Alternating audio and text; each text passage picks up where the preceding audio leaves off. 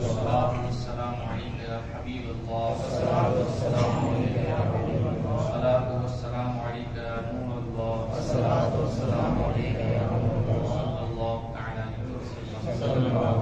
عليه وسلم اللہ رب العزت کا بے پناہ فضل و احسان کہ اس نے ہمیں ماہ رمضان المبارک کے اندر قرآن پاک کی تراویح پڑھنے کی توفیق عطا فرمائی اور انشاءاللہ آج اللہ رب العزت کے فضل و کرم سے کلام پاک تراویح کے اندر ختم ہو جائے گا۔ اللہ رب العزت ہمیں قرآن پاک کے فیضان سے مالا مال فرمائے، اس کی شفاعت ہمیں میدان محشر میں عطا فرمائے اور اس کا نور ہمیں قبر میں عطا فرمائے۔ چند باتیں میں آج کی اس نشست کے اندر چونکہ کل روان ہوئی ہے یہاں سے، انشاءاللہ زندگی رہی تو آئندہ سال ملاقات ہوگی۔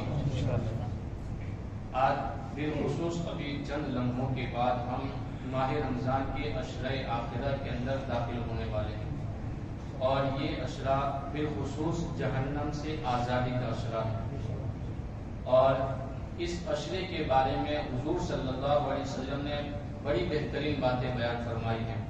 بس میں اس کے حوالے سے ایک بات آپ کے سامنے پیش کروں۔ امام عشق و محبت اعلیٰ حضرت امام احمد رضا خان فاضل بریلوی علیہ الرحمہ ارشاد فرماتے ہیں کہ جو دعا تراویح کی نماز کے بعد پڑھی جاتی ہے، یعنی 4 رکعت مکمل ہونے کے بعد جو دعا ہم پڑھتے ہیں، اس دعا کے آخر میں ایک لفظ ہے یا مجیر، یہ 3 بار آتا ہے۔ تو امام عشق و محبت اس کے حوالے سے ارشاد فرماتے ہیں کہ اگر کوئی بندہ یا مجیرو یا مجیرو یا مجیر کثرت کے ساتھ پڑھتا رہے گا، جہنم خود اس سے پناہ مانگے گا کہ مولا اس کو میرے اندر داخل نہ کرنا، کہ اللہ اس کو میرے اندر کبھی داخل نہ کرنا۔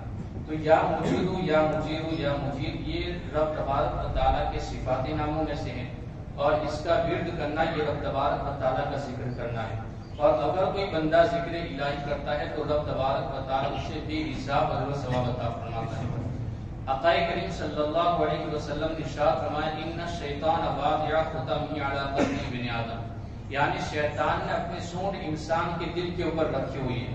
اس طریقے سے مچھر ڈنک مارنے سے پہلے، ہمارا خون چوسنے سے پہلے اپنا ڈنک ہماری جلد اور چمڑی کے اوپر رکھتا ہے، پھر اس کے بعد آہستہ آہستہ اندر کی طرف چبھوتا ہے اور پھر اس کے بعد خون چوستا ہے۔ آقا ارشاد فرماتے ہیں بلا تشبیہ و تمثیل، اسی طریقے سے شیطان نے اپنی سونڈ انسان کے دل کے اوپر رکھی ہوئی ہے۔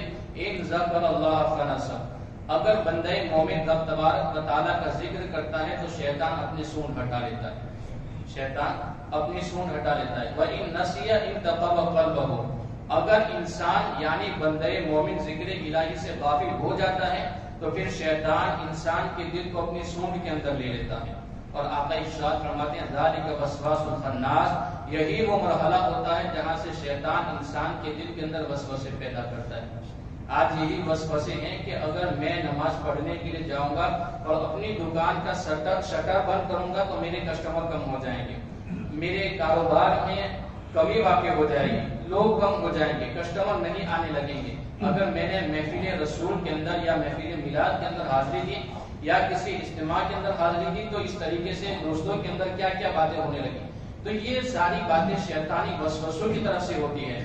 آقا ارشاد فرماتے ہیں لِكُلِّ شَيْءٍ سَقَالَةٌ وَسَقَالَةُ الْقَلْبِ بِذِكْرِ اللَّهِ، ہر چیز کی صفائی کا کوئی نہ کوئی آلہ ضرور موجود ہوتا ہے۔ اگر کپڑے گندے ہو جائے تو صابن کے ذریعے صفائی ہوتی ہے، اگر لوہا زنگ آلود ہو جائے تو اس کی صفائی کیمیکل کے ذریعے ہوتی ہے۔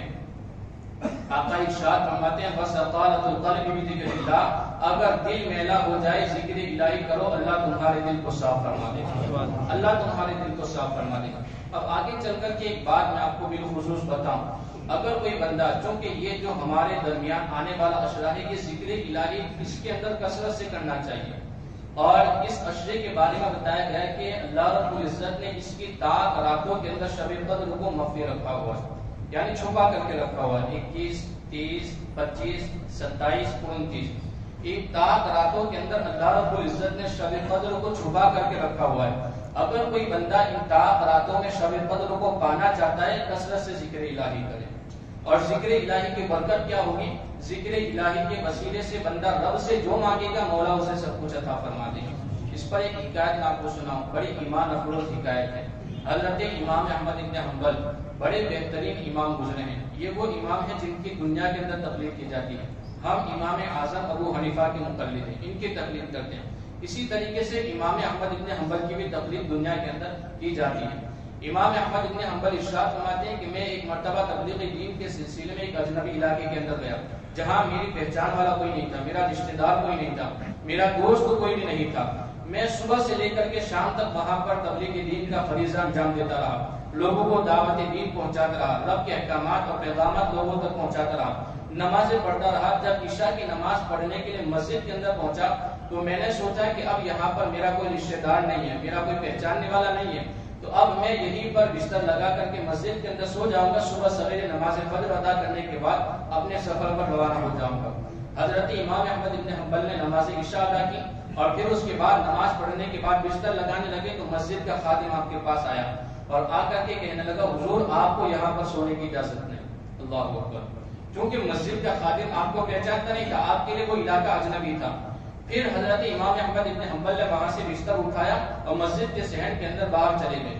جب مسجد کے صحن کے اندر بستر لگانے لگے تو مسجد کا خادم دروازہ بند کرنے کے بعد باہر آیا تو دیکھا کہ پھر سے وہی شیخ بستر لگا کر کے سونے کے لیے انتظار میں بیٹھے ہوئے ہیں. تو پھر سے اس خادم نے کہا حضور آپ کو یہاں بھی سونے کی اجازت نہیں.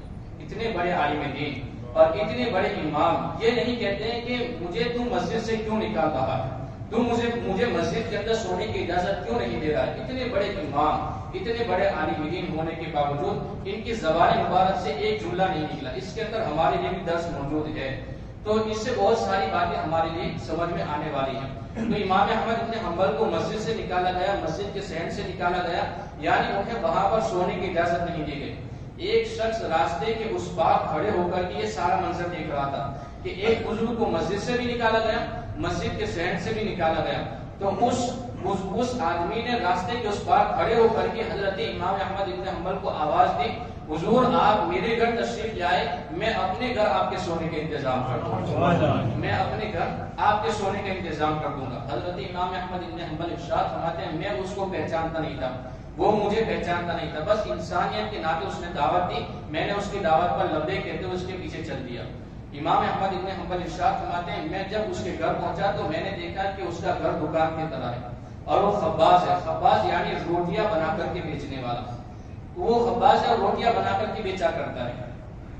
حضرت امام احمد ابن حنبل ارشاد فرماتے ہیں میں اس کے گھر پہنچا، اس نے میرے لیے سونے کا انتظام کر دیا، بہترین انتظام کر دیا، بستر وغیرہ سب کچھ لگا دیا. جب میں سونے کے لیے بستر پر گیا میں نے آنکھیں تو بند کر لی تھوڑی دیر کے لیے، لیکن مجھے نیند نہیں آئی، آرام میسر نہیں ہوا. حضرت امام احمد ابن حنبل سے پوچھا گیا حضور بات کیا ہے، تمہیں آرام کیوں میسر نہیں آیا، تمہیں نیند کیوں نہیں آئی. امام احمد ابن حنبل نے ارشاد فرمایا وجہ یہ ہے کہ میں نے اس شخص کی زندگی کے اندر بڑا تعجب خیز عمل دیکھا ہے، بس اسی عمل کی وجہ سے مجھے نیند نہیں آئی. اللہ اکبر. پوچھا حضور وہ عمل کون سا تھا. ارشاد فرمایا کہ جب بھی وہ کوئی کام کرتا تھا ذکر الہی کرتے ہوئے کام کرتا تھا. آٹا گوندتا تھا تو ذکر الہی کرتے ہوئے آٹا گوندتا تھا، آٹے کے اندر تیل ڈالتا تھا تو ذکر الہی کرتے ہوئے تیل ڈالتا تھا، اگر آگ بھی جلاتا تھا تو ذکر الہی کرتے ہوئے آگ جلاتا تھا. یعنی اس کا ہر کام ذکر الہی سے شروع ہوتا تھا اور ذکر الہی پر ختم ہو جایا کرتا تھا. حضرت امام احمد ابن حنبل ارشاد فرماتے ہیں بس یہی اس کا یہ عمل دیکھ کر کے مجھے نیند نہیں آئی. میں نے سوچا کہ ہو سکتا ہے یہ مجھے دیکھ کر کے عمل کر رہا ہو، یعنی دکھلانے کے طور پہ، دکھاوے کے طور پہ، ریاکاری کے طور پہ عمل کر رہا ہو. مجھ سے رہا نہ گیا، میں نے اس آدمی سے پوچھ لیا بات کیا ہے، کیا یہ عمل تم مجھے دیکھ کر کے کر رہے ہو یا پہلے سے تمہارا یہ عمل ہے. اب اس شخص کا جواب سنیں. اس شخص نے عرض کیا حضور یہ عمل میں آپ کو دیکھ کر کے نہیں کر رہا، 40 سال سے یہی عمل کر رہا ہوں، 40 سال سے یہی عمل کر رہا ہوں. حضرت امام احمد ابن حنبل کے تعجب کے اندر اور اضافہ ہو گیا. دوسرا سوال کیا ارشاد فرمایا تمہیں اس ذکر کے وسیلے سے اتنے لمبے عرصے سے ذکر الہی کے اندر تمہاری زبان رب رہتی ہے، یعنی تر رہتی ہے، تمہیں اس ذکر کے وسیلے سے کچھ ملا یا نہیں ملا. اس آدمی نے کہا حضور آپ پوچھ کی کیا بات کرتے ہیں، میں نے اس ذکر کے وسیلے سے رب سے جو مانگا مولا نے سب کچھ عطا. اب تیسرا سوال امام احمد ابن حنبل نے بڑا بہترین کیا. یہ جواب ہمارے پاس بھی ہونا چاہیے، اگر یہ جواب ہمارے پاس ہوگا تو انشاءاللہ ہماری زندگی کامیاب ہے. امام احمد ابن حنبل نے تیسرا سوال کیا ابھی تم نے چند تھوڑے لمحے کے اندر یعنی کچھ عرصے کے اندر کچھ مانگا ہے رب سے اس ذکر کا وسیلہ لے کر کے جو ابھی تک پورا نہ کیا گیا ہو. کوئی سوال کیا ہے جس کا جواب ابھی تک نہ آیا ہو؟ اس شخص نے عرض کیا ہاں حضور، میں نے رب کی بارگاہ میں اس ذکر کا وسیلہ لے کر کے عرض کیا تھا مولا مجھے امام احمد ابن حنبل کا دیدار کرا تھا، مجھے میری زندگی کے اندر امام احمد ابن حنبل کا دیدار کرا تھا۔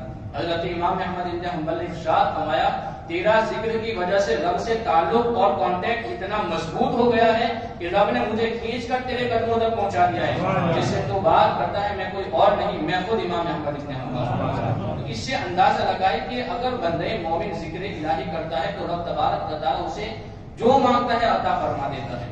تو ہمیں چاہیے کہ ذکر الہی کریں۔ موت کا کوئی بھروسہ نہیں ہے، اچانک بھی موت آ جاتی ہے۔ آج ہر کوئی موت کے حوالے سے پریشان ہے۔ میں اس پر 2 آیتیں آپ کے سامنے پیش کروں۔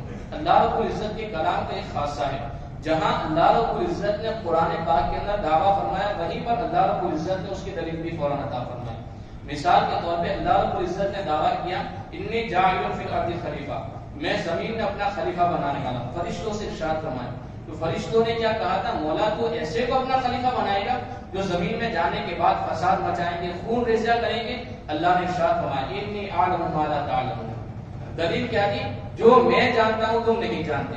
اب رب تبارک و تعالیٰ نے اپنی دلیل کیسے پوری فرمائی؟ حضرت آدم کو پیدا فرمایا، آدم علیہ الصلوۃ والتسلیم کو پیدا کرنے کے بعد آپ کو ساری چیزوں کے نام سکھائے، حتیٰ کہ تفاسیر کے اندر یہاں تک آیا ہے کہ حضرت آدم علیہ الصلوۃ والتسلیم کو اللہ رب العزت نے ڈوئی اور چمچی کے بھی نام سکھا دیے تھے، اتنے نام سکھا دیے تھے۔ تو جب حضرت آدم علیہ الصلوۃ والتسلیم کو نام سکھا دیے تو پھر فرشتوں کے سامنے پیش کیا، ارشاد فرمایا جو آدم کو میں نے علم عطا فرمایا وہ تم بتاؤ۔ فرشتے عاجز آ گئے اور کہنے لگے اللہ رب العزت تو پاک ہے اور تیرا کام ہر حکمت والا ہے، یعنی تیرا ہر کام حکمت والا ہے۔ تو اللہ رب العزت نے پہلے دعویٰ فرمایا پھر اس کے بعد دلیل عطا فرمائی۔ اسی طریقے سے اللہ رب العزت نے ایک دعویٰ فرمایا اور اس کے بعد دلیل عطا فرمائی۔ کل میں نے تراویح کے اندر ایک سورت پڑھی تھی جس کا نام ہے سورہ واقعہ۔ اس سورت کے بارے میں آقا کریم صلی اللہ علیہ وسلم ارشاد فرماتے ہیں اگر کوئی بندہ نماز مغرب کے بعد اپنے گھر کے اندر سورہ واقعہ کی تلاوت کرے گا اللہ رب العزت اس کے گھر کے اندر رزق کے اندر برکت نازل فرمائے گا، اس کے رزق کے اندر ضرور برکت نازل فرمائے گا۔ حضرت عبداللہ بن مسعود رضی اللہ تعالیٰ جب ان کا انتقال ہونے لگا، وصال ہونے لگا، تو آپ کے پاس حضرت عثمان تشریف لائے چند پیسے لے کر کے اور عرض کیا حضور یہ آپ کو تحفے کے طور پہ آپ کو پیش کر رہا ہوں۔ ارشاد فرمایا مجھے اس کی کوئی ضرورت نہیں۔ کہا حضور آپ کو نہیں، آپ کے اہل و عیال کو ضرورت پڑے گی۔ کہا میرے بعد میرے اہل و عیال کو بھی ضرورت نہیں پڑے گی۔ کیوں؟ اس وجہ سے کہ میں نے انہیں سورہ واقعہ سکھا دی، میری اہل و عیال کو میں نے سورہ واقعہ سکھا دی، اس وجہ سے انہیں کوئی ضرورت نہیں پڑے گی۔ تو اس سورہ مبارکہ کے اندر اللہ رب العزت نے ارشاد فرمایا فلولا ان کنتم غیر مدینین ترجعونها ان کنتم صادقین، یعنی مثال کے طور پہ میں آپ کو سمجھاؤں، اگر بیٹا کسی اور کنٹری کے اندر ہو اور باپ انڈیا کے اندر موجود ہو، باپ کی نزا کا عالم ہو اور بیٹا وہاں سے فوراً امریکہ سے مثال کے طور پہ آ جائے اور ڈاکٹر سے کہے کہ تمہیں جتنے پیسے چاہیے اتنے لے لینا، صرف میرے باپ کو اچھا کر دو، میرے والد محترم کو شفا دے دو، یعنی اچھا کر دو انہیں، تو ڈاکٹر کہیں گے کہ ہم تو کوشش کریں گے لیکن اگر اس کی موت لکھی ہوگی تو اسے موت آ جائے گی، اس کی زندگی نہیں ہوگی تو اس کی زندگی ختم ہو جائے گی۔ تو اللہ رب العزت نے یہاں ارشاد فرمایا وَنَحْنُ أَقْرَبُ إِلَيْهِ مِنْكُمْ وَلَٰكِن لَا تُبْصِرُونَ، یعنی اللہ نے ارشاد فرمایا دلیل دعویٰ فرمایا کہ ہم مرنے والے کی قریب ہے، تم سے بھی زیادہ قریب ہے، مرنے والے کے تم سے بھی زیادہ قریب ہے مگر تم نہیں دیکھ سکتے ہو۔ اب اللہ رب العزت نے یہ دعویٰ فرمایا، اب دلیل کیا دی؟ ارشاد فرمایا فَلَوْلَا إِن كُنتُمْ غَيْرَ مَدِينِينَ تَرْجِعُونَهَا إِن كُنتُمْ صَادِقِينَ، اگر تم اپنے دعوے کے اندر سچے ہو تو اس کی روح واپس پلٹا کر کے دکھاؤ، ہم اس کی روح کھینچ رہے ہیں۔ اللہ اکبر! کیا جب اللہ رب العزت کوئی کسی کی روح کھینچ رہا ہو تو کسی کے اندر مجال ہے کہ اس کی روح واپس پلٹائے؟ کبھی نہیں ہو سکتا۔ تو اللہ رب العزت نے اگر ہماری موت لکھی ہوئی ہے تو موت آ جائے گی۔ فَإِذَا جَاءَ أَجَلُهُمْ لَا يَسْتَأْخِرُونَ سَاعَةً وَلَا يَسْتَقْدِمُونَ، جب موت آئے گی تو ایک گھڑی نہ آگے آئے گی نہ ایک گھڑی پیچھے آئے گی۔ حضرت خالد ابن ولید ارشاد فرماتے ہیں اگر موت لکھی ہوئی نہیں ہے تو موت خود ہماری زندگی کی حفاظت کرتی ہے، موت خود ہماری زندگی کی حفاظت کرتی ہے۔ تو یہ موت کا کوئی بھروسہ نہیں ہے۔ موت آنے سے پہلے ہم ذکر الہی کے ذریعے اپنی موت کی تیاری کر لیں، اپنی آخرت کی تیاری کر لیں، اپنے رب تبارک و تعالیٰ کے سامنے حاضر ہونے کا ایک ذریعہ پیدا کر لیں۔ اگر ہم نے ذکر الہی کے ذریعہ اپنی آخرت کا سامان تیار کر لیا تو ضرور رب تبارک و تعالیٰ ہمیں دونوں جہان کے اندر کامیابی عطا فرمائے گا. اللہ رب العزت ہمیں عمل کرنے کی توفیق عطا فرمائے. ربنا آتنا فی الدنیا حسنۃ وفی الآخرۃ حسنۃ وقنا عذاب النار وقنا عذاب القبر وقنا عذاب الحشر وقنا عذاب الدین وقنا عذاب الدارین. اللهم انک عفو تحب العفو فاعف عنا یا کریم. ان اللہ وملائکته یصلون علی النبی یا ایھا الذین آمنوا صلوا علیہ وسلموا تسلیما.